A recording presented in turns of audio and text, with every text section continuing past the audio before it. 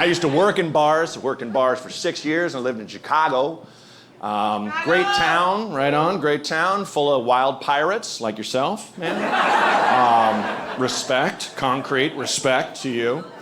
It was great, but I started as a barback, which it's a special kind of hell. I will say something, not to get political on you, but I think my strongest political belief is I just don't trust anyone who's never worked a job where they thought about killing themselves at least once. Like at least once. Like once. You're just like, this could all end and I can end it right now. I'm not even clinically depressed right now, but what if?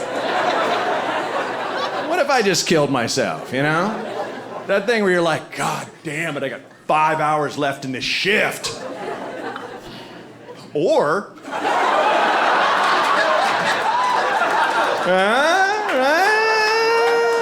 swallow 25 aspirin, I don't know, whatever it takes.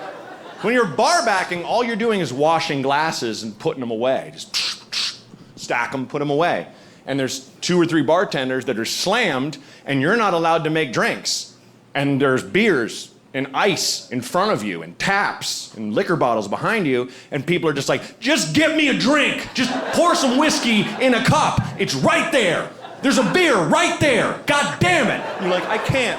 Please stop yelling at me. I'm not allowed. I'll be fired. Please, sir. What are you, a stupid monkey? You're just like, God damn it. I remember looking down at a stirring fork and being like, all it would take is just 2 right there. Just right there, and just bleed out in front of this dickhead, looking at him, sit on a stool and be like, you did this. Just break all his drinks in half with my face and slide down the bar. Clean this up. Just die right there, staring at him, still dying, shitting, all behind the bar. You're cleaning this up, sir. You are. I don't know what you said. It crosses the mind, you know?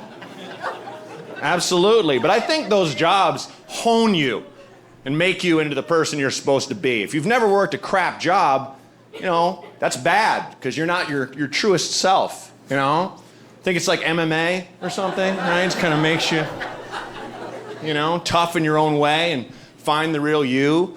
Like, I was always a funny person growing up, you know, I was always class clown and stuff, but I would get accidentally hilarious when I was a bartender. When I was slammed, and stuff would just come out of me, you know, that would kill. And I'd be like, I was just being serious. What, that was funny? Like, I remember being so busy, in the weeds, as we call it in the industry, the folks here know, I lost my sight. Like, I don't know if it was sweat in my eyes, I don't know if I was dehydrated, but my eyesight went blurry, and all I saw were colors and shapes. That's it. And I'm just pushing drinks out and hoping I'm making the right change and feeling credit cards like Braille to see who it is. You know? It was awful. And then some dick somewhere in front of me goes, fuck, am I invisible? And I said sincerely, who said that? And the whole bar cracked up.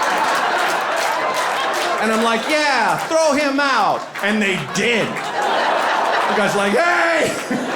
Threw him out the door. I am Caligula.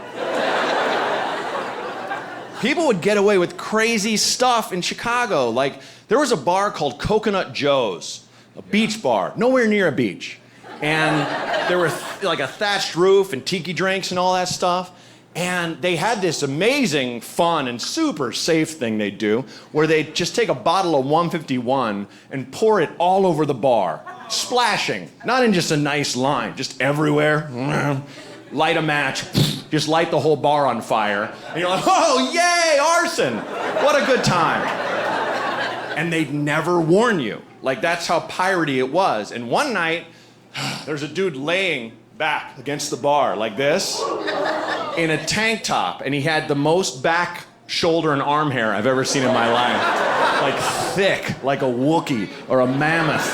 So much hair. Like that thickness where if you took a baseball and set it on it, it wouldn't sink. It would just lay on the green right there.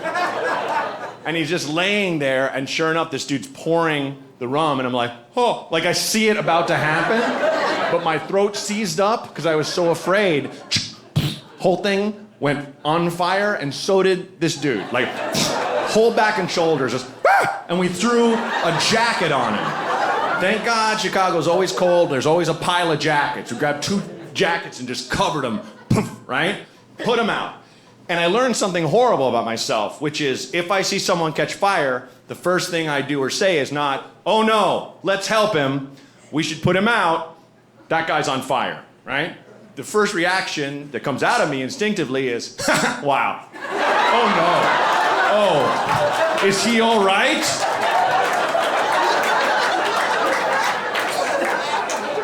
I didn't know back hair caught that fast. What, are you pouring VO5 Sassoon all over yourself there, sir? Chicago's great, but it's also just wrong. Bars are open till 5 a.m. 5? That's kind of a crime against God. Even as a 24-year-old, I'm like, we made it. I don't want to be here. Like, I'm tired. And you sit there and you drink till 5, and if you know the bartender, it's almost worse because he or she will be like, last call, not you, you stay. Cool. Right? And then you stick around, and they lock the door when everyone's gone, and you drink some more, and there's no better way to feel like an absolute pile of trash than by walking out of a dark, windowless bar, cartoon sailor drunk, into a bright, sunshiny, fully grown day. Like a zombie, like, oh no. Is it sun time already? Is that a term? Oh, how is everyone? You're jogging? Welcome. Okay. What a lovely dog and baby. Oh, is this the line for brunch? Go to bed, sir, my God. You're sweating booze. You're like such a pile of shit.